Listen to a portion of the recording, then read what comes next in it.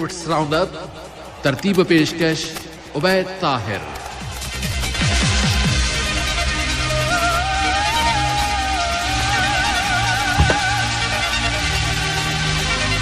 अस्सलाम वालेकुम रहमतुल्लाहि व बरकातहू। प्रोग्राम स्पोर्ट्स राउंड अप के साथ उबैद ताहिर और तकनीकी माविन जासिम अल हद्दाद हाजिर खिदमत हैं। हम दोनों का सलाम कबूल कीजिए।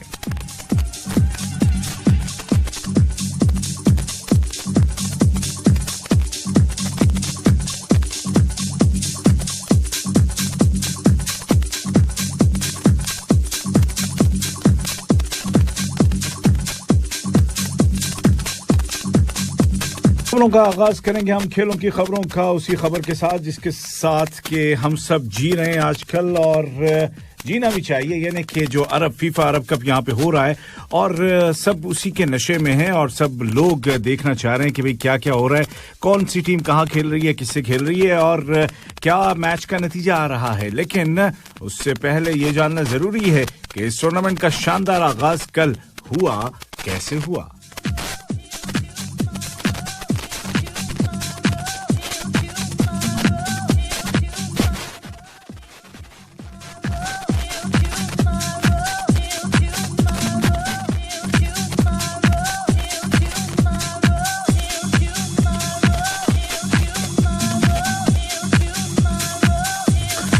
आगाज करेंगे हम अलबैत स्टेडियम से, जिसका सिर्फ इफ्तिताह ही नहीं हुआ बल्कि उसके साथ साथ टूर्नामेंट का बाकायदा आगाज भी हुआ और आप सबने देखा होगा टीवी पर और साथ में ये भी महसूस किया होगा कि किस तरह से एक बेहतरीन अंदाज में, सादा से अंदाज में पूरी अरब सकाफत को, अरब कल्चर को उस तकरीब के दौरान दिखाया गया, उस रंग बिरंगी तकरीब के दौरान जिसमें कि जदीद टेक्नोलॉजी का इस्तेमाल किया गया था और खूबसूरत रंगों के साथ दिखाया गया था इस पूरे सफर को जो कि अरब मुल्कों ने, अरब कौम ने तय किया है। और एक मुख्तसर से अंदाज में उस सफर को दिखाने के साथ साथ इस सफर के दौरान जिन आर्टिस्ट ने, जिन फनकारों ने नाम कमाया, जिन्होंने कि अपना हिस्सा डाला इस सखावत को आगे बढ़ाने में, पहुंचाने में, उनका भी तस्करा हुआ, उनकी भी तस्वीरें दिखाई गई। और एक बड़ी ही जबरदस्त सी बात जो कि पता नहीं आपने नोट की या नहीं की, वो ये थी अरब साइंटिस्ट हैं दुनिया भर में जो इस वक्त काम कर रहे हैं, जिनकी तादाद 100 से ऊपर है, जिनको बाकायदा यहाँ कतर बुलाया गया, उनको इज्जत दी गई और उनको बाकायदा स्टेडियम में नुमायां जगह दी गई और उनकी तस्वीरें दिखाई गई बड़ी स्क्रीन पर, जो कि इस बात का इतराफ था कि आप जो काम कर रहे हैं अरब कौम को उसकी जरूरत भी है और अरब कौम और खास तौर पर कतर उसकी कदर भी करता है।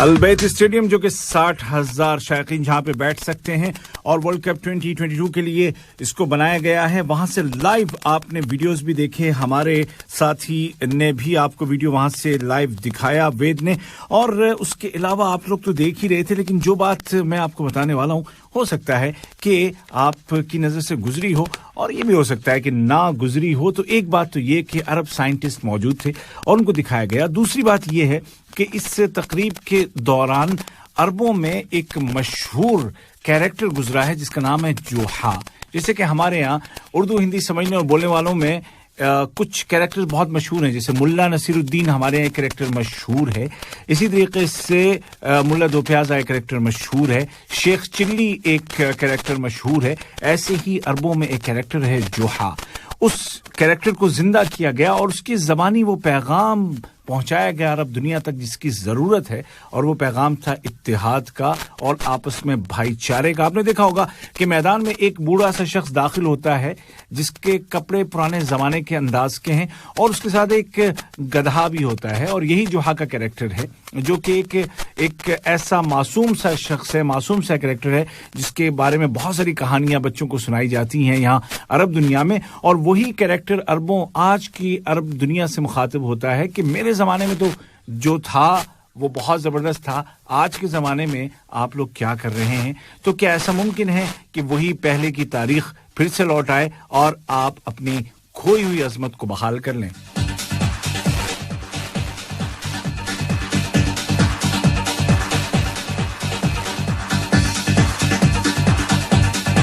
इसके अलावा जो एक और चीज बहुत ही नुमायां थी इस ओपनिंग सेरेमनी में, وہ یہ تھی کہ تمام عرب ممالک جو کہ اس ٹورنامنٹ میں شریک ہوئے یعنی کہ فائنلز تک بھلے سے نہیں پہنچے. فائنلز میں تو 16 ٹیمیں ہم سب جانتے ہیں, لیکن اوریجنلی سفر کا آغاز ہوا تھا 23 ٹیمز کے ساتھ. جی ہاں, 23 ٹیموں کے ساتھ, اور ان پورے 23 ملکوں کے پرچم آپ نے دیکھے میدان میں آ رہے تھے باری باری. لیکن کب آ رہے تھے؟ ایک بڑا ہی بہت ہی یونیک قسم کا کام ہوا ہے اس اوپننگ سیریمنی میں, اور وہ یہ تھا کہ تمام ملکوں کے جو نیشنل اینتھمز تھے ان میں سے ایک ایک دو لائنیں لی گئیں, اور ان سے ایک نیا ایک اینتھم ایسا تیار ہوا کہ وہ آپس میں ٹوٹا بھی نہیں لگ رہا, کہ مطلب ایسا بھی نہیں ہے کہ irrelevant ہے, نہیں, ایسی لائنیں منتخب کی گئیں کہ جو ایک دوسرے کے ساتھ جڑتی چلی گئیں, اور وہ متحدہ ایک ترانہ تیار ہو گیا پورے عرب ملکوں کا. اور جس ملک کے نیشنل اینتھم کا جب وہ ٹکڑا آتا تھا تو پورے فیلڈ پر اس ملک کا وہ پرچم, وہ فلیگ دکھایا جاتا تھا.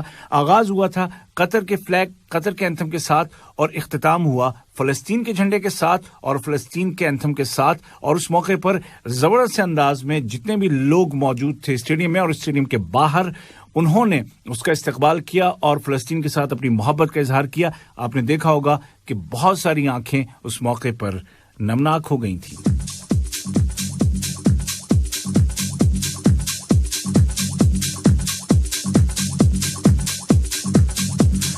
ٹورنامنٹ کے آغاز کا باقاعدہ اعلان صاحب سمو و امیر شیخ تمیم بن حمد آل ثانی نے یہ کہتے ہوئے کیا کہ میں اللہ کے حکم سے, اللہ کی توفیق سے عرب کپ 2021 فیفا کے آغاز کا اعلان کرتا ہوں اور دوحہ میں سب کا استقبال کرتا ہوں. اس موقع پر جو ایک اور زبردستی بات دیکھنے کو ملی وہ تھی فیفا کے صدر جیانی انفینٹینیو کی جانب سے عربی میں ویلکم اسپیچ, مختصر سی اسپیچ ان کی عربی میں, انہوں نے ٹوٹی پھوٹی عربی میں انہوں نے کہا اہلا وسہلا قطر بیت الوحدہ بیت العالم العربی اليوم والعالم غدن, یعنی کہ کل ملا کر کے انہوں نے بھی ویلکم کیا سب کو, اور ساتھ ساتھ یہ بھی کہا کہ یہ اتحاد اور وحدت کا گھر یعنی کہ قطر دوحہ ہے, اور سبھی لوگ اس کھیل کے ذریعے سے, اس فٹ بال کھیل کے ذریعے سے ایک دوسرے کے قریب آتے ہیں, ایک دوسرے کے قریب آنا چاہیے اور ایک ہو جانا چاہیے.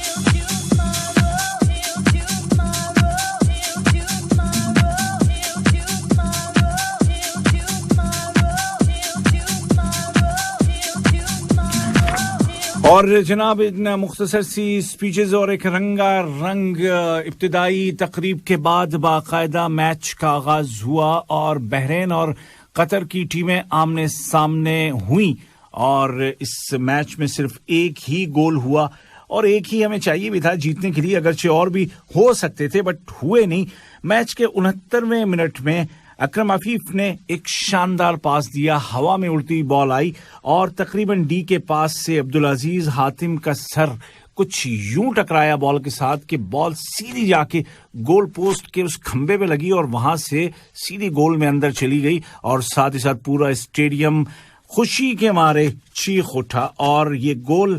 فتح کا گول ثابت ہوا کیونکہ اس کے بعد بحرین کی جانب سے بھی کوئی گول نہیں ہوا اور قطر کی جانب سے بھی مزید اضافہ نہیں ہو سکا.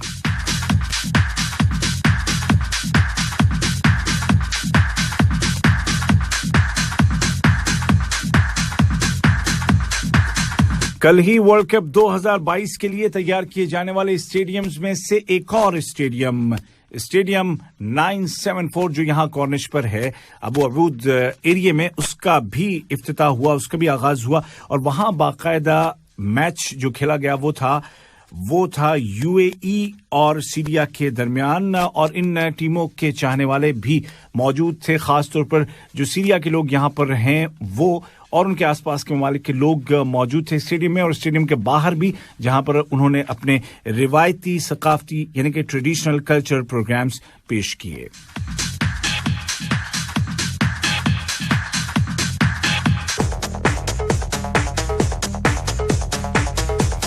कल अरब कप के पहले दिन जो दीगर मैचेस हुए हैं उनमें ट्यूनिस ने बड़ी फतह हासिल की, मोरितानिया के खिलाफ 1 के मुकाबले 5 गोल किए। इराक और ओमान के दरमियान मुकाबला जो कि अल जनूब स्टेडियम अल वक्रा में खेला गया था 1-1 गोल से बराबर रहा, लेकिन यहां पर जो गोल हुआ इराक की जानिब से वो बड़ा ही दिलचस्प था। मैच के बिल्कुल आखिरी मिनट में ये गोल हुआ और हुआ भी पेनाल्टी के जरिए से। और जनाब इस गोल तो खैर हुआ ही हुआ, लेकिन उसके साथ साथ एक और बात हुई, और वो बात ये हुई कि जब पेनाल्टी मिली इराक को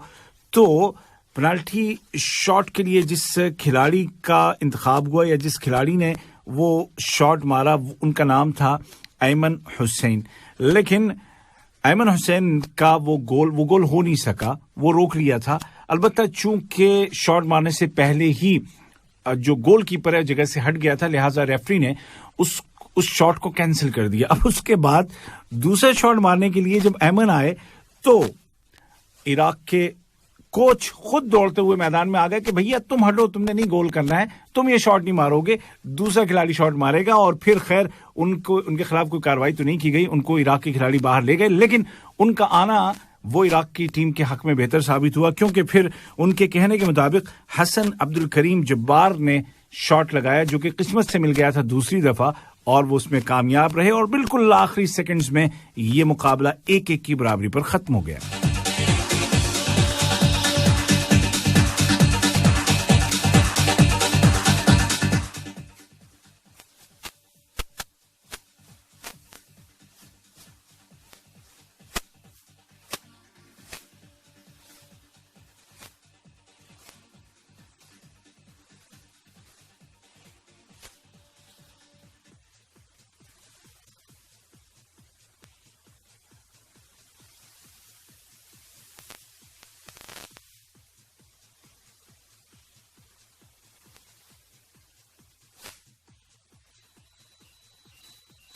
अब यूं लगता है कि जो मैं कुछ रिजल्ट्स बता रहा था आप तक नहीं पहुंचे। तो आज जो मैचेस हैं उनमें अल्जीरिया ने सूडान को 4-0 से हराया है, मिस्र ने बमुश्किल लुबनान को 1-0 से हराया है, मोरक्को और फलस्तीन के दरमियान इस वक्त मैच जारी है और रात 10 बजे आज ही एक और मैच खेला जाएगा सऊदी अरब और जॉर्डन की टीमों के दरमियान, जबकि उसके बाद कल जुमेरात को कोई मैच नहीं है। जुमे को 4 मैचेस खेले जाएंगे जिनमें बहरीन का सामना है इराक के साथ, ओमान खेलेगा कतर के खिलाफ, मोरितानिया अमारात के खिलाफ और सीरिया की टीम सामना करेगी ट्यूनिस का।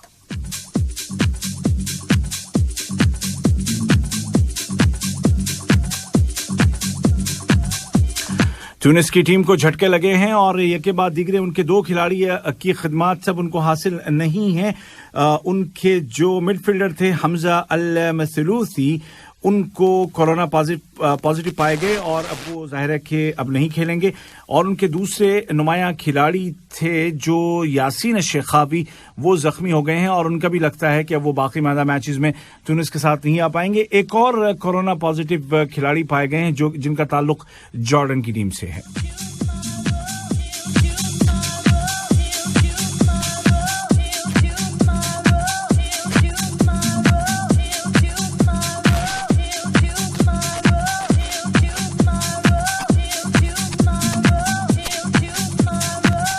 अब खेलों के इस बुलेटिन में आपको लिए चलते हैं क्रिकेट की दुनिया में और वहां से भी कुछ खबरें, वरना ये है कि अरब कप की तो इतनी खबरें हैं जो कि आप दिन भर सुन भी रहे थे मुख्तलिफ प्रोग्रामों में, लेकिन श्रीलंका और वेस्ट इंडीज के दरमियान सेकंड टेस्ट मैच गाले में हो रहा है और यहां 3 दिनों का खेल मुकम्मल हो चुका है। ये टेस्ट मैच अब दिलचस्प सा हो गया है। 204 रन बनाए थे श्रीलंका ने अपनी पहली पारी में और उसके जवाब में जो वेस्ट इंडीज का स्कोर था पहली पारी का वो था 253 रन का, यानी कि छोटी सी सबकत 51 रनों की हासिल कर ली थी, उन्होंने लीड हासिल कर ली थी पहली पारी में। और श्रीलंका की जानिब से रमेश मैंडिस ने 6 विकेट लिए और वेस्ट इंडीज की टीम को बड़ा स्कोर नहीं करने दिया। अब सूरत हाल ये है कि श्रीलंका की टीम ने अपनी दूसरी पारी में 46 रन बनाए हैं और उसके 2 खिलाड़ी आउट हो चुके हैं। और जनाब मसला यूं है कि ये जो दोनों खिलाड़ी जो आउट हुए हैं इनमें से कोई भी विकेट किसी बॉलर ने नहीं ली, बल्कि हड़बड़ाहट में जल्दबाजी में दोनों ही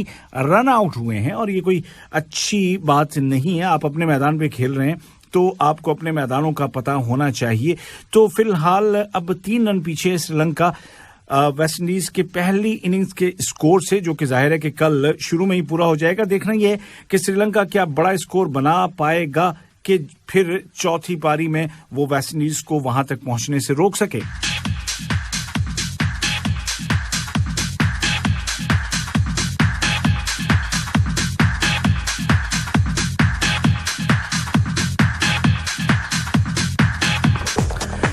اچھا جی, کچھ اور اپڈیٹ کر دوں کرکٹ کی بارے میں. کرکٹ کے بارے میں آپ کو رینکنگز آپ کو بتاتا ہوں, اور جو کہ آئی سی سی کی جانب سے جاری کی گئی ہے, اور اس میں کچھ کھلاڑی جن کا تعلق سب کانٹیننٹ سے. ٹیسٹ جو ٹاپ 10 بیٹسمین ہیں ان میں پہلی پوزیشن تو جوائے روٹ کی ہے, جو کہ انگلینڈ کے کیپٹن ہے. روہت شرما 5ویں نمبر پر ہیں, وراٹ کوہلی 6 نمبر پر, اور بابر اعظم اس فہرست میں 8ویں نمبر پر ہیں. ٹیسٹ بالرز میں شاہین شاہ افریدی آ گئے ہیں 5ویں نمبر پر, جبکہ رویندر چرن اشون دوسرے نمبر پر ہیں. کمنس ٹاپ پر ہیں. اس فہرست میں 10 نمبر پر بمراہ بھی موجود ہیں. ٹیسٹ آل راؤنڈر میں ہولڈر ٹاپ پر ہیں, رویندر جڈیجا دوسرے نمبر پر اور اشون تیسرے نمبر پر. بنگلہ دیش کے شاکب الحسن 5ویں نمبر پر موجود ہیں. اس کے علاوہ آئی سی سی کی رینکنگ میں جو او ڈی آئی کے جو ٹاپ بلے باز ہیں ان میں بابر اعظم نمبر 1 پر ہیں, اور وراٹ کوہلی نمبر 2 پر, روہت شرما نمبر 3 پر ہیں. او ڈی آئی بالرز کی بات کریں تو یہاں شاکب الحسن 9 نمبر پر موجود ہیں. افغانستان کے مجیب الرحمان 30 نمبر پر ہیں, جبکہ بولٹ ہیں ٹاپ پر, اور بمراہ ہیں نمبر 7 پر. پاکستان کا کوئی بالر اس فہرست میں موجود نہیں ہے. O D I all rounder میں شاکب الحسن ٹاپ پر ہیں اور محمد نبی دوسرے نمبر پر ہیں.